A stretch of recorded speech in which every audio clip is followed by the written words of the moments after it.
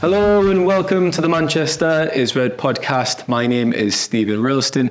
We're here recording this episode on a Friday morning, a few days after Manchester United crashed out of Europe, out of the Champions League on Tuesday with defeat against Bayern Munich. It was a bit of a lifeless performance, and here we are again to dissect and get into another inquest. Samuel, how are you? Not bad, thank you. I don't even think they crashed out. It was almost as if the car came. It's a bit of a whimper, wasn't it? They stalled it and didn't bother to restart it. Yeah, it very much was. I think that was the most depressing thing, as we've just talked about before we went on air. It was a depressing sense of inevitability, really, from the first whistle. United didn't really look like scoring. They had to win, and even there, it mightn't have been enough because all eyes were on the Copenhagen and Galatasaray game. Bayern Munich scored in the second half. They had chances in the first half. Leroy Sané, I don't know what he was thinking. He should have scored probably twice, actually, in the first half. But look, a really, really poor and disappointing performance, and it just wasn't good enough, was it? No, the apathy was rife, even in the stands. I mean, there was the usual stand up if you hate Glazer's rendition, and the majority in front of the press box couldn't be bothered to stand up. And I get that because it is a pointless chant now. That they're not going anywhere. A lot of fans have been ground down by it. But I even thought at full time, and you knew it wasn't going to be a cacophony of boos. There were boos, but it wasn't outrage. And when the game was in the last 20 minutes, I was thinking they're 1-0 down to Bayern Munich. They're going out of the Champions League. They're going to finish bottom of their group with a minus goal difference, with 4 defeats, having conceded 15 goals, which no other English team has done in the Champions League group stage. Outrage would be justified here. And there wasn't outrage. It was just they've become so accustomed to watching United underperform, underachieve, disappoint them. And it felt pretty soulless. The group stage they were involved in, by and large, was absorbing. It was dramatic. And on the one occasion where they needed to have a dramatic night, it was utterly undramatic. It was a must-win game. They barely tried to win it. They'd never looked like winning it. Bayern Munich never looked like losing it. Rasmus Højlund, who's the striker, didn't have a single touch in the Bayern Munich area. They had one attempt on target, which was a pot shot from the left back in the first half, which was a routine stop for Manuel Neuer. And at no point did you feel a sense of belief among United supporters that they could salvage the situation. And it was damning. Watching Newcastle the following evening, that's the way a team should go out of Europe. If you're to go out of Europe, go out all guns blazing. They hit the post in the last 15 minutes. Isak had a really good chance where he hit thin air. Rafael Leao hit the post as Newcastle were becoming more open because they were going for it. They had a go. It didn't come off, but I think supporters respected their approach and the fact that they did really, they strove to win that game. They actually scored in it. They went 1-0 up in it. You didn't get that with United. And that is probably more disappointing than the actual defeat, in that the way they went out was essentially, it was a betrayal of the club's ethos to play that way. And I thought when Ten Hag was bringing Pellistri on and Kobbie Mainoo on, I just thought this is descending into a soccer aid game now, where you're giving young players some experience. Hannibal Mejbri was another one who came on. You're giving him experience. And this is a must-win Champions League group stage game to ensure that at the very least that you don't go out of Europe if you win. And you could exert pressure on Copenhagen. Had United gone 1-0 up, what are they going to feel like at the Parken Stadium? Both teams, because they both could have qualified as runners-up. But United just didn't let a glove on them. This was a night that they had to go out all guns blazing, and they barely pulled the trigger. Why was it such a lacklustre performance then? I mean, that's the $1 million question, but has it got something to do maybe with the Bournemouth game? You get hammered 3-0 at home against lower league, Premier League opposition. You welcome Bayern Munich, who are fantastic, among the favourites to win the Champions League. Is it a mentality thing where the players have looked at that and thought, hang on a minute, they're better than us? But Bayern Munich didn't leave first gear. They were just knocking it around very easily, not under pressure. United, as we've said, didn't look like scoring, never threatened, had just one shot on target when they needed the win. And that's just unforgivable. As you said, you have to have a goal in those circumstances, don't you? The game plan of containment was logical up to a point. You given that they conceded 4 against Bayern in Munich back in September, 4 against Copenhagen, Galatasaray scored 6 times against them in 2 games. I thought, okay, I get that. You want to stay in the game, you want to stay in the competition. At half-time, they still had a chance of qualifying. It was 0-0 in both games, but there had to come a point where United would cut loose and that they would have a go at Bayern Munich, where they had to have a period where there would be a flurry of chances, at the very least, goal-scoring opportunities that would enable them to go ahead. But they never did that. They just decided containment. Then, of course, inevitably there was going to be a goal in the other game. That was in the 58th minute. But you didn't get the sense that spread across the crowd, because the atmosphere was just humdrum. It was a humdrum night. You don't blame supporters, because the players just lack belief, for me. No, and that transmits to the stands, doesn't it? And in fairness, there was a contingent next to the Bayern Munich away followers who sang non-stop and were quite loud. So the atmosphere from where we were sat probably sounded better than it did for maybe 3/4 or 2/3 of the supporters, United supporters in the stadium, because we were quite near them. But you never got a sense that that they were aware of the Copenhagen result, or the players were aware of the Copenhagen scoreline. That it didn't seem like anybody from United's dugout would have ever been communicating that anyway. And as I said, it was just the whole group stage was so dramatic, and then to shift from that to something so as undramatic as the other night, I just thought it was a betrayal of the way United played. You go back to all the other group stage eliminations from the Champions League, bar 94, because they'd gone out with a game to spare, but Benfica 2005, Basel in 2011, Wolfsburg 2015, Leipzig in 2020, as dismal as they were and as shambolic as they were on those evenings, they took it to the wire. There was 1 goal in it. In Leipzig 3 years ago, they were 3-0 down after about 60 or 70 minutes. They bring Paul Pogba on, whose agent had said the day before, it's over for him at United. And Paul Pogba is the one who's almost salvaging their Champions League campaign. And everyone knows how little he cared for United. I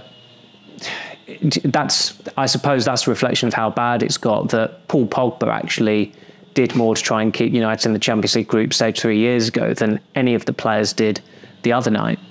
Just quickly apologise to listeners as well if you can hear any worker noise going on at MEN Towers. There's some construction work going outside the reception. Samuel, the midfield was very poor again. I think it's fair to say. Tomine and Amrabat started with Bruno Fernandes. That Sané chance at the very start of the match, he just kind of skipped through. And where was the midfield? It was non-existent. That was an early warning sign. Sané had another chance, as we said later on.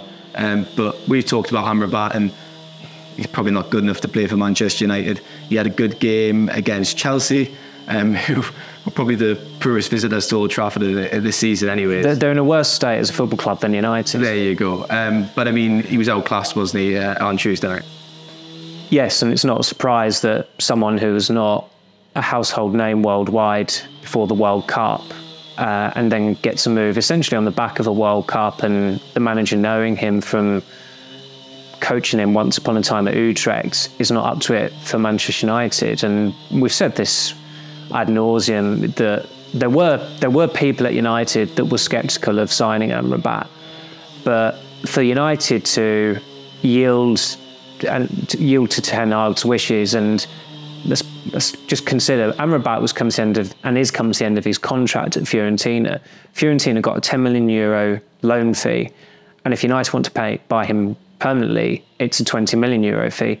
So it's €30 million, and also covering his wages during that period, that the money that Fiorentina would have saved. And United agreed to that.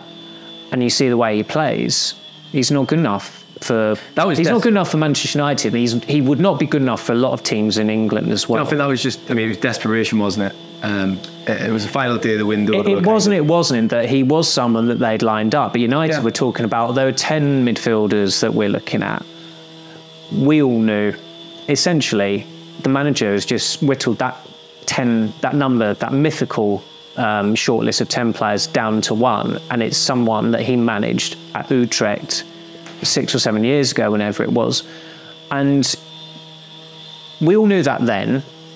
people at United would have known that then, but nobody at United was strong enough to say no to him. And they have said no to him over, well, they certainly did over Hakim Ziyech last year. And he was someone who, of course, Ten Hag coached.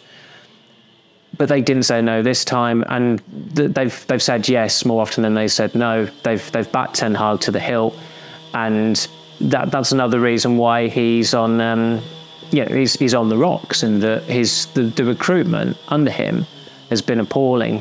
And Amrabat, look, he doesn't lack effort. Nobody's saying that he's a bad influence in the dressing room whatsoever. He's committed. You saw him at the end of the game. He was on his backside. He was clearly crestfallen. But it's okay. People could see that a lot of players do care. But that's still not going to compensate for their ability or their lack of ability. There was a tweet that said, the good players at United don't care enough. And the bad players at United care too much. Yeah. That's probably quite... That was a good summary, wasn't it? Yeah. There's probably something in that with the odd exception here and there. Ten Hag's comments after the game were incredibly interesting as well. He said, look, we didn't lose it today, which is fair enough. It was a really disappointing group stage, but... He said, look, the performance was very good. That's a direct quote. And he said, we didn't deserve to lose. This is a manager who prides himself on high standards, on... Good is not good enough. Good is not good enough. And to say that performance was very good was quite bizarre. It raised my eyebrows. I think a lot of people on social media reacted to that and they thought it was a bit bizarre as well. And I think that's the kind of stuff that if you keep on making those comments, supporters are gradually... You're in trouble. Yeah, you're definitely in trouble. It's happened with the other managers. I mean... When Mourinho, when they were knocked out of the Champions League by Sevilla, and he came in and he was like, I sat in this chair with Porto having knocked Man United out. I sat in this chair with Real Madrid having knocked Man United out. It's nothing new to them. It caused outrage pretty much among United supporters because I thought, how dare he say that about us? And in fairness, he did himself no favours at the time. That quote now is not... It's not inflammatory. It's a statement of fact. And Mourinho's football heritage sermon from later on that week...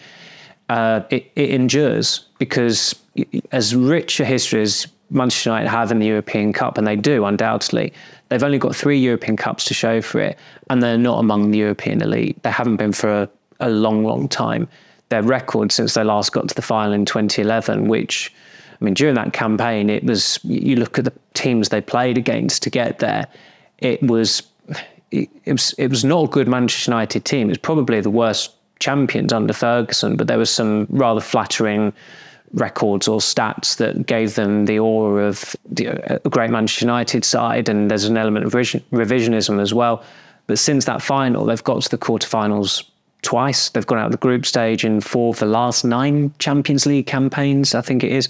And the 2 times they got to the quarterfinals were under their 2 worst managers, post-Ferguson, in permanent managers, I should say, in Moyes and Solskjaer. And look, I really struggle to see them in the Champions League next season. That's happened too frequently. They're in the Champions League one season, the next season they're out of it. They might be out of Europe altogether next season. There's every chance of it, given how competitive, ultra competitive the Premier League is this season. And look, we were... Before the game the other night, we were talking about this, and I'd gone on record as before saying that, finish second or finish fourth, don't want the Europa League. And now they finished fourth. You look at it and you think, I mean, January looks quite barren anyway because of the fixture list and the quirk of this winter break and the Wolves game being on a Thursday night. And of course, they're not going to be in the Europa League either. And there are going to be a lot of free midweek spare. And actually, you think from a work perspective and how much we live for matches and going to Old Trafford or going to grounds on the continent. Actually, it's definitely not a good thing that United are out of Europe altogether. I mean, for the bottom line, chances of a trophy, it's now the FA Cup, the Europa League. They could pull out of the bag in the FA Cup, but there's a cup competition, anything can happen. But you'd think it was more likely to get to the last stages of the Europa League. I mean, the Europa League, I think, is certainly a better competition this season. There are better teams in it than last season. Yeah. It really did open up for United last season. They screwed up royally against Sevilla, having been 2-0 up with, 10 minutes to go in the first leg, and then they end up losing 5-2 on aggregate.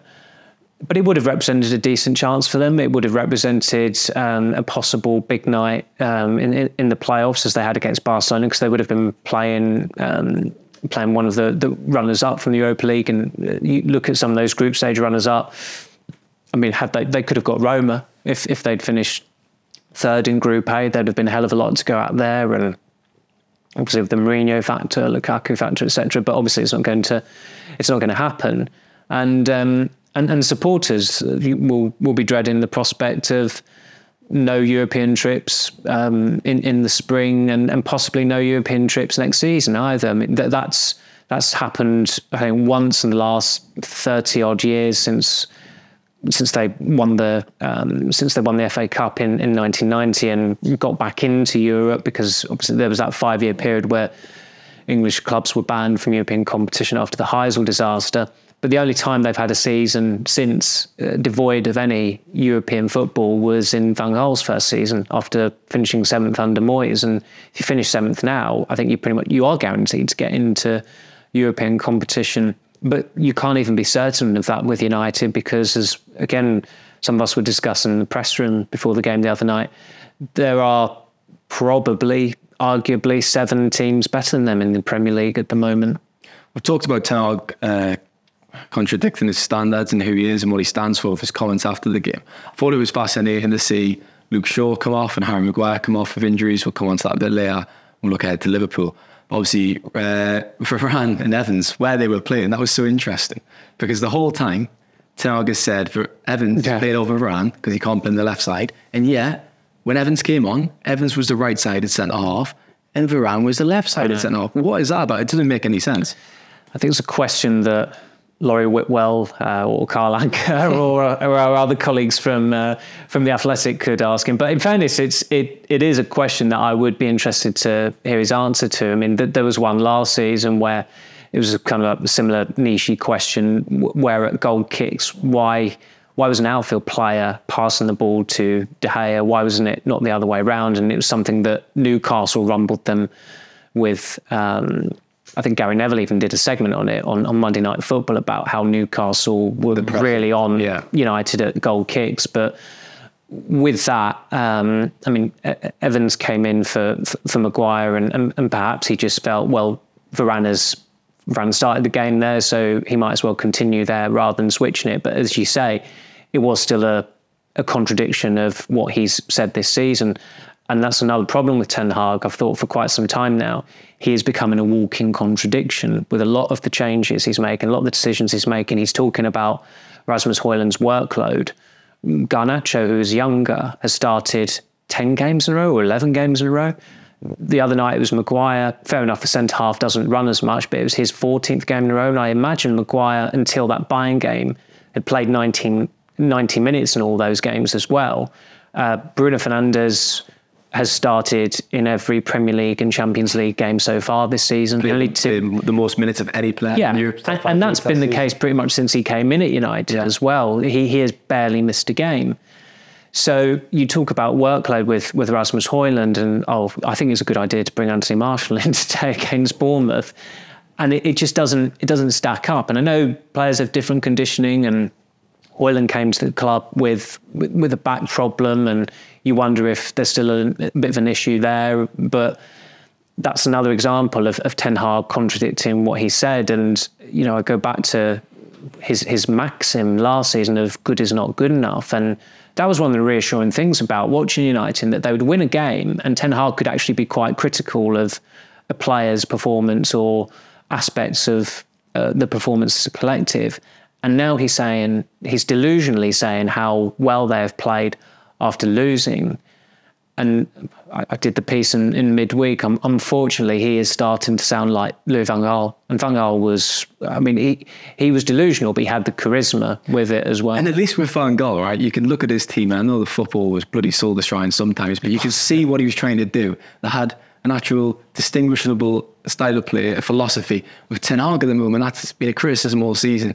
You can't exactly see what the players are doing, what the message is, and that's a huge concern. A huge concern. I think the other night you just thought, is is it just the counter attack? Is it just breakaways? And that's, as we've said before, that's no different from how Solskjaer really oversaw a lot of his best wins, or certainly when United came up against the elite, he got some good results against them because that's how they operated. I mean, I think Gary Neville has touched upon this a little bit in terms of, I think he said that Van Gaal is the only United manager post Ferguson who's given an identity to the team.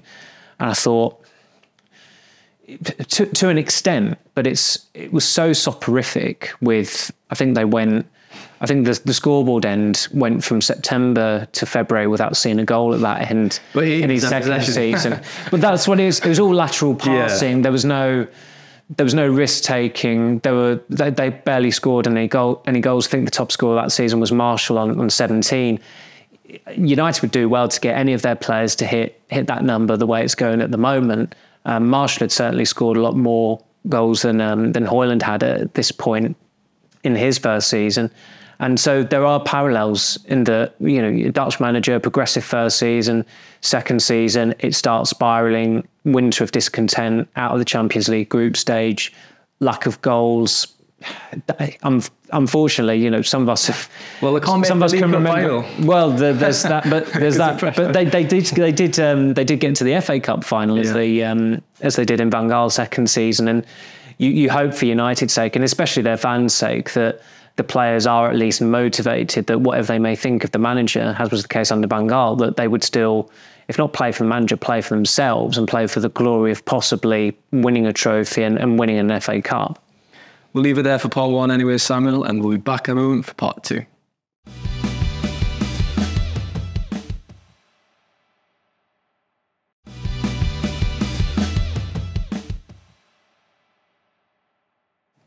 Welcome back to part two of the Manchester is Red podcast. Now, we've talked about how disappointing this European campaign has been, and at the end of the day, the buck does stop at the manager.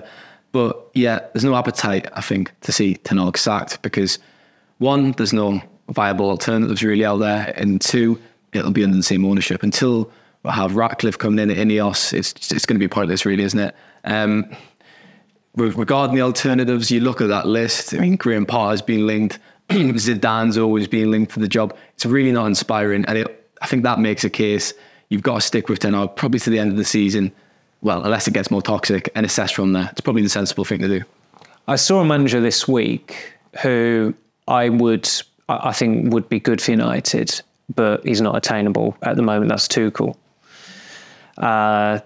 He's compelling talker, which obviously, somewhat, journalist hat on. You want a compelling talker, but everywhere he goes, he's won things.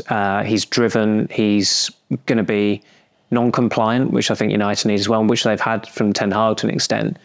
But and although Bayern Munich coach has quite a short shelf life, and I got the impression, being in Tuchel's pretty much press conference in the week, that he spoke. I mean, his English is word perfect. He used it also as an occasion that I could see myself back in England at some point in the future. Well, I said to you, I always get the impression when he speaks about Manchester United, he talks with such respect.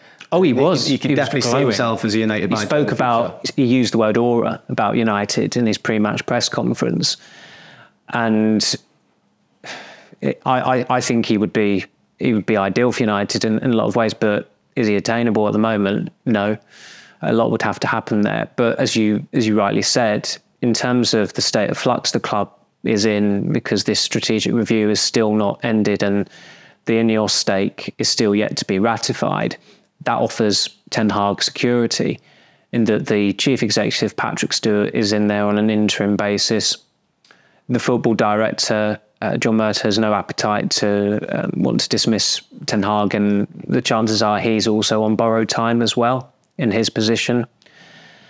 And essentially the sole power broker at that club is Joel Glazer, who has not attended a game in nearly 5 years. And something drastic, as bad as things are, something drastic would have to happen for Ten Hag to not be United manager this time next week. Now, he's going somewhere where, unfortunately for him, drastic things have happened to United in recent years. Look, 7-0 last time at Anfield, 4-0 the time before that. Let's say they lose 3-0, 4-0. I still could, man. No, he won't be sacked. That's what I mean. But this is also a failure of Manchester United that we are talking about, and we had this with Solskjaer in his final weeks. Does this result constitute a sacking? They were thrashed 2-0 by City in Solskjaer's last penultimate game. It was last home game, but his penultimate game in charge. And on that day, United had more attempts on target at their own goal than they did at City's goal. But because City only, in inverted commas, won 2-0, it was all in. Yeah. November internationals were going into the internationals as well. It's like, that's the time where you sack a manager. No, we only lost 2-0 to City. And Guardiola was even asked after the game by Jeff Reeves on Sky Sports. He said, "Are you not disappointed to have only scored 2?" And he said, "No, it's okay. It's okay." And then, of course, 2 weeks later, Watford put 4 past United, and the supporters decide, enough is enough. We're going to have to boo you here. And they did boo Solskjaer when he went over to the away end. And at that point, it's game over. And they couldn't, his position was untenable anyway, but United seemed to be the only club who could accept a manager's position being untenable and doing nothing about it, or certainly being dilatory in their planning. And they were caught short there with Solskjaer. He got a new contract in the summer. Richard Arnold had said he was bringing phenomenal success. Don't know what that was. And that was in the March. And when they got hammered 5-0 by Liverpool, the club literally did not have a contingency plan to replace him. They started to formulate a plan after that and still incurred bad results against City and Watford. And then 4 weeks on from the Liverpool game, he was sacked. But that's how long it can take from a result which essentially means that you have to go. But that's how United operated then. And with Ten Hag, I think what I would say is in his favour at the moment is that the match goers, although they are booing pretty much every home game at the moment, it feels like they are pinning it more on the players than the manager. And you got a sense of that with Rashford coming on against Chelsea. There were some boos for him. Rashford was cheered off during the derby. Marshall has been cheered off a couple of times this season. There are some players that the supporters would rather go after than the manager.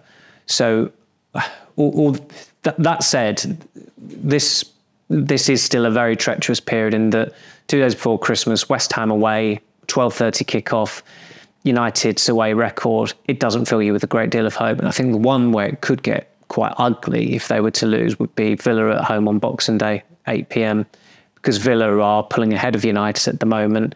And if Aston Villa are pulling ahead of you and you're losing to them, and goodness knows what situation United could be in going into that game, hopefully for their sake it's a lot more positive than it has been recently. But if they're staring down a 4th or a 5th defeat on the spin, how can you not oversee a change at managerial level? And I say that as someone who would much rather see, for United's sake, Anthony Marshall get shot of in January. Like, the prospect of Marshall outlasting another manager should concern United. And as a point of principle, you think they're inclined to want to stick by Ten Hag.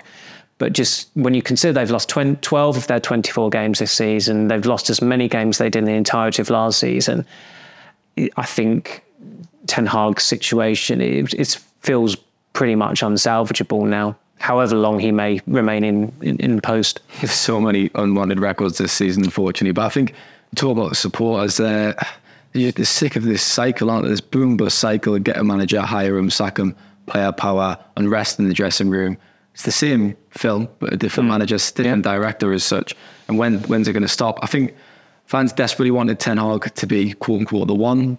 Whether he is, I guess it remains to be seen, because this is such a poor season.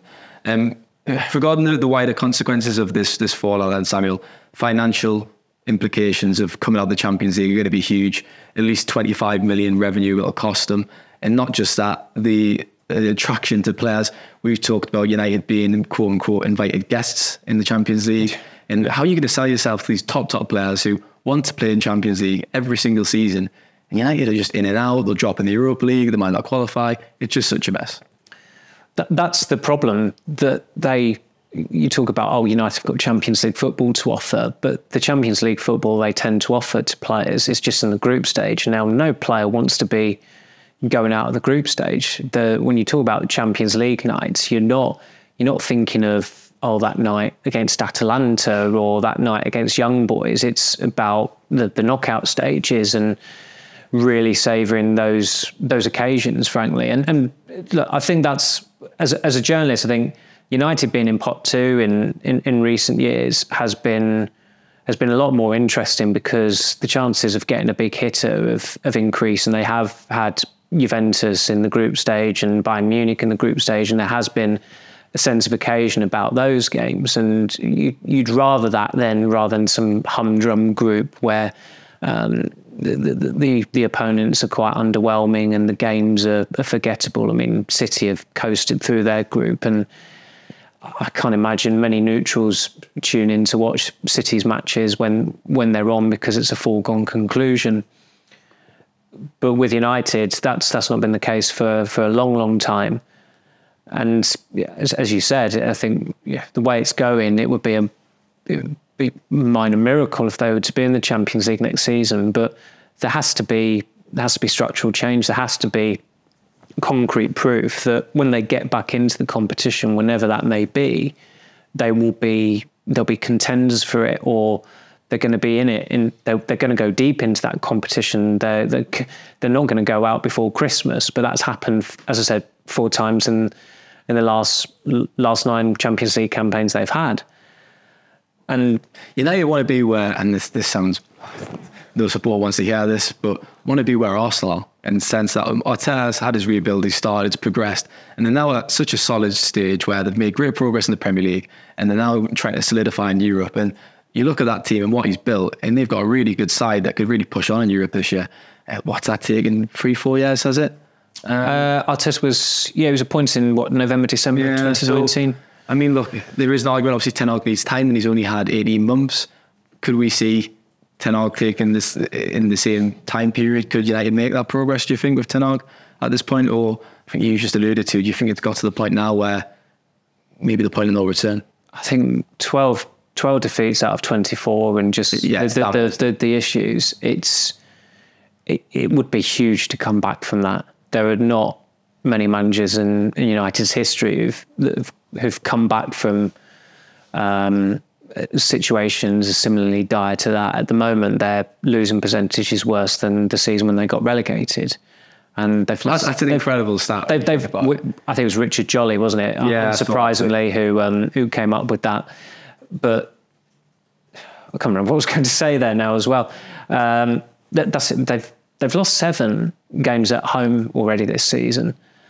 And just however way you look at it, as you said, I didn't think after some of the Moyes and the Van Gaal, some of the records that tumbled during those eras, that any more records could tumble. But United find spectacular ways of stooping to new lows. I hate the word, but obviously it's popular. But I don't know, whatever the banter era thread on United post-Ferguson looks like on Twitter, it probably made the site crash, because it's so never-ending. If everyone was to be looking at it simultaneously, I thought you read Richard Keys' blog each week.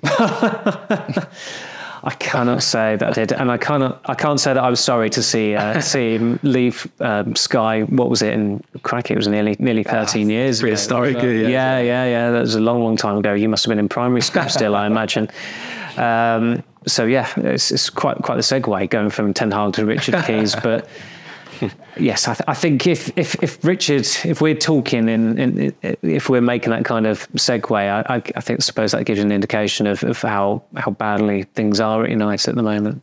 January is just around the corner then, and we've talked about the implications of coming out of Europe, but they're going to have perhaps try and move on players who are a bit more intent now because they need to raise funds. You've got these kind of Casemiro who...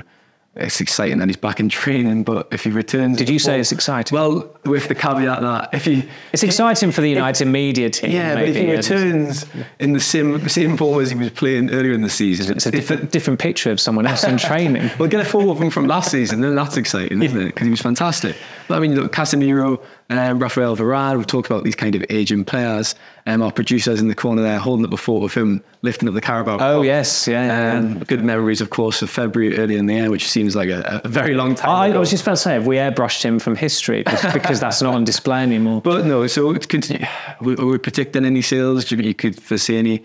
Because I think Saudi Arabia, that's a destination at the moment. They're paying a lot of money for these aging players. And and there's one club that seemed to have sold a player to Saudi Arabia for a bag of peanuts, whereas everyone else is getting millions for them, which is United. Because obviously Alex Tellez went there, and you thought, I mean, you're not going to get millions for Alex Tellez, Samuel. No, naively, I thought United could make a profit on him because he's a Brazil international, and he just started in the Europa League final with Sevilla when they won it, and I think they paid about 13.8 million for it. Fullback, or was it around that fullback? It was like they got 5 million for him. Right, yeah. So unfortunately, even when it comes to flogging players to Saudi clubs, United so far have not been particularly good at that. Who are the biggest sales in the last 10, 15? Well, United, sort of. Yeah, because Dan James ranks pretty highly. And he's 25 million. I think Daniel James is he might be in the top 5 sales of United's history. The most expensive sale is Ronaldo, which was a world record, and 80 million. And even with that, they should have been pillaging Real Madrid for Ian Robben and Wesley Sneijder, and they didn't. Lukaku was about 70 million, just above 70 million, but there was a loss on him. Angel Di Maria went for about 45 million to PSG, I think. Loss on him a year on from signing him for 59.7 from Real Madrid. David Beckham, as a lot of people might have seen from the recent Netflix series, 25 million was a joke of a fee that Real Madrid got for him. I think, was it Florentino Perez, even at the time he's quoted as saying that, they're selling him for peanuts. That they couldn't believe that the most marketable, most famous football player on the planet, who was 1 year into a 5-year Man United contract and would have been 28 at the time, was going for 25 million. It was a ludicrously low fee, but Ferguson just wanted shot of him. And Dan James was 25 million with 5 million in add-ons. And that is just the anomaly, because Marcelo Bielsa had this weird fixation or obsession with Daniel James. So United thought, crikey, wow, we've got 25 million for him. But they could have probably sold Jesse Lingard for 30 million that summer. Why is that though? Because that just shows you've listed them off. It's happened over the years. I know, yeah. I've said before, it goes back to Ferguson. It goes back to Ferguson's days. But there was a period as well where they would occasionally get a decent fee. I mean, this is very, very niche, but I remember David Healy, who barely had a kick in the United first team. And I think it was just before Christmas in 2000. He was in the squad against Ipswich because I think York, Cole, Sheringham, they were all either suspended or injured. And they played Solskjaer and Giggs up front. Solskjaer scored twice. United won quite easily. But Healy came on, was this academy striker who would have been about 19 or 20, 21 possibly. And he hit the post. He looked quite good. And United sold him literally a week later to Preston for maybe 1.25 million, 1.5 million.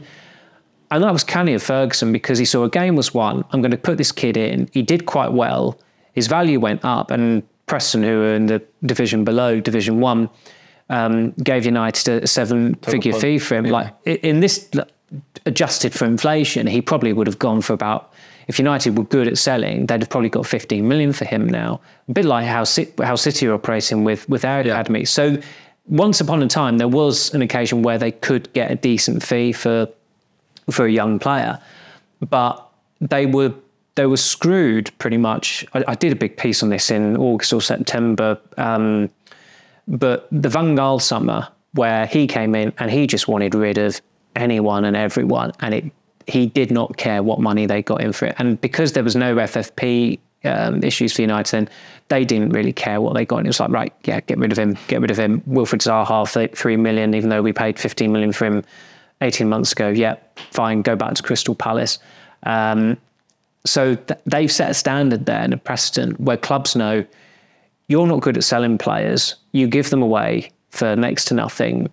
We're going to wait it out and see how we get on. And you look in the summer, they sold a lot of players, but they didn't get many impressive fees. The Fred fee was decent, but then they undermined that by giving Fenerbahce about 5 million for Altay Bayındır, who has still not had a kick, and he will in January, because the way it's going, Andre Onana is probably going to go to the AFCON with Cameroon. But in terms of the players next month, Sancho has to go. Van der Beek's been told he can go. They would let Marshall go because they need a striker in, and if you get him out, you've got the leverage to get a striker in. That's with or without Ineos, really. If they've not got a plan for, in the event that Ineos have not had their minority stake ratified, then the people might as well just clock out for good.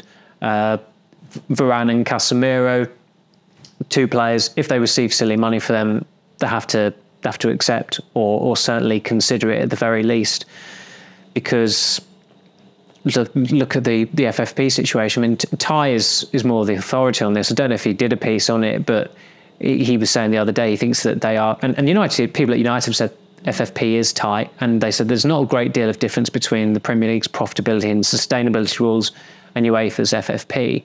But you saw a statement from the Premier League this week about amortisation, which is a way Chelsea have been trying to get around FFP by giving average players 8-year contracts who they're spending 80 million, 100 million pounds on. And it's getting tighter, and that's why, I mean, United wanted to spend more in the summer, but they couldn't because of FFP. One of the reasons that they're impacted by that is because they are rubbish at selling players, and they have been for 25 years. I'm going back, maybe not 25 years, but 20 years at the very least. The Beckham deal was in 2003. When Solskjaer was at the club, of course, the season before they won the treble, I think Tottenham had a £5 million offer accepted for him, and United signed him for about £1.5 million 2 years ago. So that was a big profit they would have made on him, but he didn't want to go. But back then, they could attract fees for unwanted players or players on the fringes because there was no reputational damage of playing for Man United. Now, a player incurs quite a lot of reputational damage by playing for Man United. Quite a lot, I think it's fair to say. Leave it there for part 2. We're back over for part 3.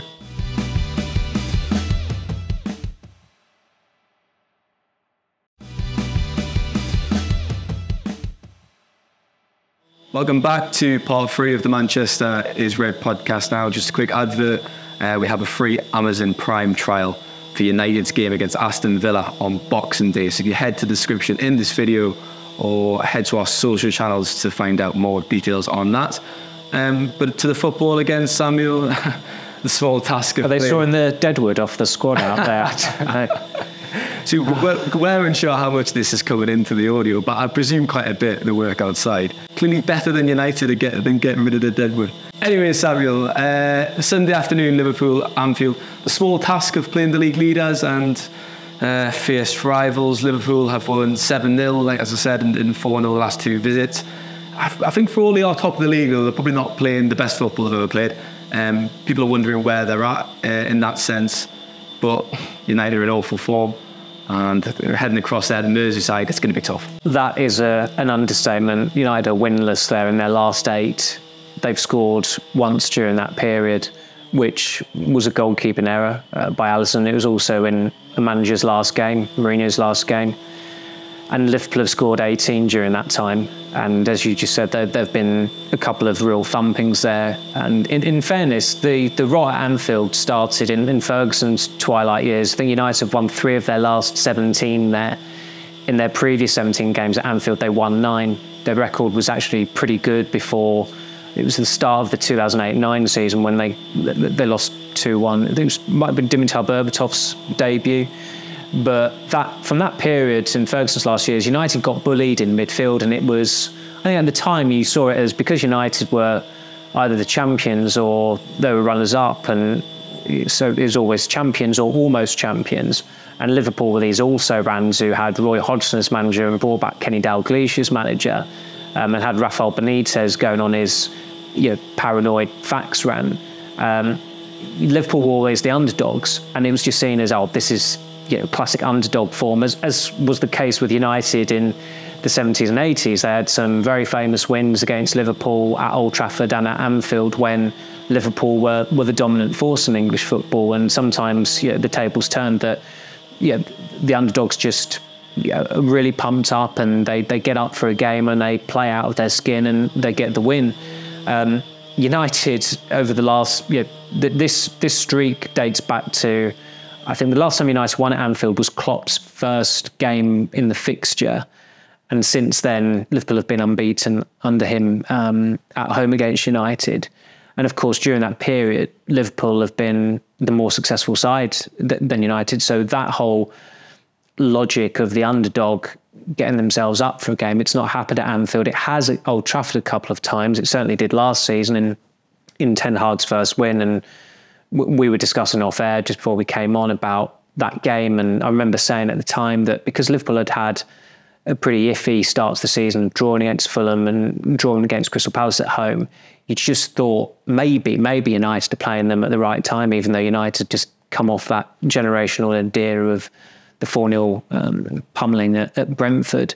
And United were terrific that night. That was the real Man United, if you like, the way they played in that first half, the spirit they showed, the determination, the commitment, the quality of the first goal. It's still probably the loudest roar I've heard Old Trafford in terms of a raw greeting, a goal scored ironically by Jadon Sancho, who will play absolutely no part at Anfield on Sunday unless Erik ten Hag gives us an announcement in a couple of hours' time that makes us fall off our chairs. So it looks pretty grim going into it. I did a piece in the week, and I think for the first time ever, I couldn't think of a headline for it. We have this kind of in joke that of the 3 Ps of publishable, popular, positive. It was publishable, but it's not going to be popular with United fans, and it's not positive. And this is the problem. I said to our editor, I said, look, I really cannot put a positive spin on this that I believe in. It's the situation is, unfortunately for United, it's bleak. It's their own fault. It's their own fault, us causing us to write such a negative press, as was referenced in the Matchday programme in midweek by a cheerleader. And look, I look at the team United could probably will put out, and I will be absolutely astonished if they come away from Anfield with a respectable result. I think supporters would take 1-0 loss now, which says, oh, that's so grim going against Liverpool. I mean, United could potentially have 10 players out. We talked about the injuries to Maguire and Shaw. We'll get updates on them at the press conference. Who's that? Maguire, Shaw, Martinez, Malacia, Lindelof still a question mark. He obviously trained during the week. Casemiro, Eriksen, Mount Ahmed and Fernandes, who's suspended. Ahmed's back in training, but will he be fit? That's what I mean. Question mark, potentially. I'm not including Sancho in that for obvious reasons. So, look, it's a bit of a grim list. It could be 8 players up to 10. We were just discussing what they're going to do for the midfield. I mean, his hands are tied, really. I think Kobbie Mainoo probably has to start. Yeah, that's the thing. Mainoo has to start. You've got Scott McTominay, Sofiane Amrabat, and obviously Hannibal Mejbri as well. Regarding who actually plays in that number 10 role, who replaces Fernandes, Hannibal or McTominay, I think I'd pick McTominay in that role, and I'd probably have Amrabat and Mainoo. I think that's going to be a selection. Yeah. But I think it's going to be one of those starting teams, as I said to you, where in 10 years' time, a screenshot of it will resurface online and people will look back and think, how the hell were we starting those players at Anfield? It's a bit like when they beat Arsenal in the Cup in 2011, and it was, how the hell did they win that game with that midfield, which was the De Silva twins on the wings and Darren Gibson and John O'Shea in midfield. And United won 2-0 in the FA Cup quarterfinals against Arsenal. But that was their good fortune of having probably the greatest manager that the game has ever known, who could just absolutely rinse the absolute maximum from his players because he was an absolute genius. I don't think Erik ten Hag's going to be able to coax a similar performance level from whoever he plays on Sunday. I mean, for the first time in months, it feels like Varane has to be a certain starter. I imagine it'll be, and look, I know we've discussed before, maybe play a left back at left back, but I think Dalot at left back and Wan-Bissaka at right back is the likeliest outcome, because Reguilon, Jesus, there's a reason why Tottenham have not played him since May or April, May 2022. He's just so gettable defensively, and there's a reason why he's Tottenham's third choice left back as well, and United are probably going to have to stick with him just because of the injury issues for the rest of the season, even though Tottenham can recall him. But you look at Tottenham's position, and I suppose they'd look at it and think, okay, we could do with the extra body because of our own injury issues. But then again, they look at him and think, look how he's playing at United, and he's costing them points. And United and Tottenham are competing essentially for the same position in the Premier League as well. So from there's probably a piece in it, like how Tottenham loaned a player to Man United, and it's benefited them in just about every way possible. I mean, the prospect of Varane and Evans. Varane did quite well, I thought, in the week. It's been ridiculous. I know you kind of played that down earlier about where the player position wise, but I think that's interesting. I think it's going to be fascinating again to see if Varane starts. Yeah, which side he plays on. Yeah, because if it's Lindelof's been playing on the left, and Ten Hag lists him among the players who is apparently proficient at playing on the left side of defence. So happy with. So I think if Lindelof's fit, it's probably Lindelof and Varane. I mean, he's played Mejbri a couple of times from the start this season, but it feels like it's been a while since he last started a game. And also, as much as the fans get behind his enthusiasm, you give him the football and he still doesn't do enough with it. And also, when he came on at Anfield in the Rangnick game, he was lucky not to be sent off, and he was only on the pitch for about 5 minutes. He was a human wrecking ball. So I think McTominay is probably the logical starter behind Højlund. And then with the wings, I think it's probably Garnacho and Anthony again, although if Rashford is fit, I suppose, because he's fresh, inverted commas again, saying that going into the Newcastle game, some people were, and look how he performed there. He barely ran. However way you look at it, you think, goodness me, how have United spent £400 million and they're going to field that team? Yeah. Whatever team they pick, that's going to be the takeaway from it. I mean, Handel's a really interesting one as well, and you think he made back-to-back starts in September for the first time ever in his United career, and then it was against Galatasaray when he got brought for half-time, and he's not returned to the team since then. He started against Newcastle, against Burnley. Did he start against Crystal Palace in the Cup? Didn't start in the league. Started against Galatasaray and then came out. So he's not played since. But like you say, I think the key point is committed, spirited performances, but maybe lacking that quality at this stage. Anyways, he still is very young. And if United weren't up against it enough, Samuel, an extra 7,000 Liverpool fans will be in attendance in the game because we're all on the additional tier of the Anfield Road end. The stand, and we've talked a lot of times, especially on this podcast, about how this dressing room struggles in big atmospheres, raucous crowds, and it's going to be another example of that. It's going to be a test again in that sense. Yes. Well, when they lost there under Rangnick, it was 2-0 for quite a long time, and United might have had a half chance where they threatened to get something out of the game, and Klopp just went ballistic at the players. The players heard him, were jolted by him, and it was, okay, let's score a couple of more goals. And the best teams in Europe are doing that to United. If United dare to get near them or dare to deny them, they just click into gear and they pull away from them again. Liverpool did it that night. Bayern Munich did it in September whenever was required. City have done it before. And there's a reason why those teams tend to end up in the latter stages of the Champions League, because they're the best teams in Europe, and United just aren't in their slipstream. So this weekend, as I said earlier, I don't think it'll be 7-0. Should I give you a positive then? I'll invent a positive. The 7-0 game. They're only losing 1-0 at half time. We all said it as well. Viewers, listeners, they're welcome to go back to the Matchday blog if they really want to. And I was probably quite upbeat about United because they did play quite well in the first half. The game plan was good. All they got wrong was that they didn't score, and they had about three quite good chances, it felt like, and of course they conceded to Cody Gakpo.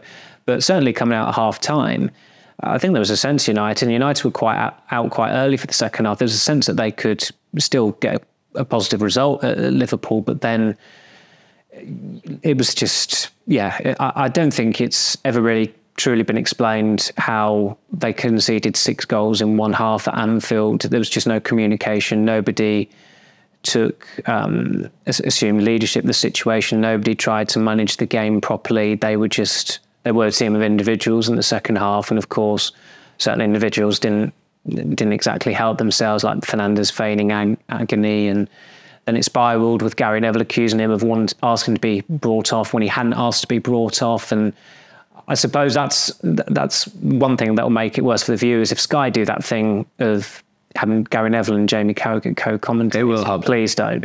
I can't stand it. And I'm not even watching it live on the telly, but I don't think anyone wants it. It's just it descends into fan zone. Gary Neville's been given a healthy few mentions on this podcast today. I think that's 4 now.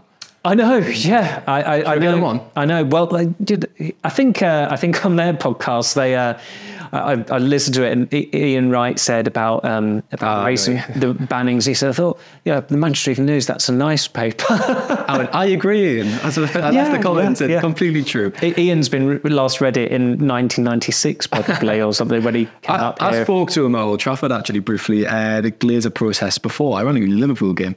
Remember that was it August 22? Yeah. So that even seems more longer than that, doesn't it? It seems like 5 years ago. Balmy night that was, yes. It certainly was. Thank you very much for your time, Samuel. Thank you, Stephen. And thanks to listeners. Just a quick plug. We've got Fans Football over the air running across on the site, where I think I've mentioned Mary Earps is running in contention for that award.